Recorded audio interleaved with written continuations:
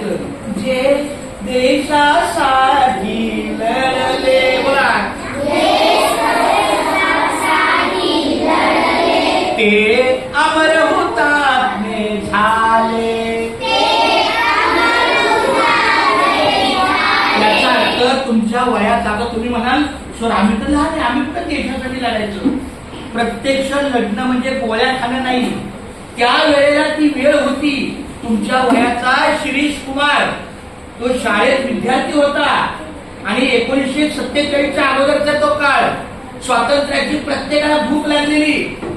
जो दिवस उजाडणार तो आपल्या शेवटचा समजत होते. का तर आपल्या भारताला स्वातंत्र्य मिळायला पाहिजे म्हणून या अनेक राष्ट्र नेत्यांनी, राष्ट्र पुरुषांनी मिळेल त्या वातावरणात आपला देह त्याग करायचा. मग त्या लोकांनी काय काय केलं? सोडिले सर्व घरदार, बायको नको, मुलगा नको, घर नको, दार नको, सगळा संसार दुर्लक्ष. पहिलं देशासाठी त्या दिला सुखी संसार, त्या चांगल्या संसाराचा पण त्याग केला. ज्योती समज जीवन जगले. ज्योती म्हणजे आपला दिवा. दिवा असतो की नाही? दिवा पेटवला की वाट असते. मग ती वाट आपल्याला काय देते? प्रकाश. वाट काय देते? तो प्रकाश कधी थांबतो सांगा बरं? तो प्रकाश कधी बंद होतो?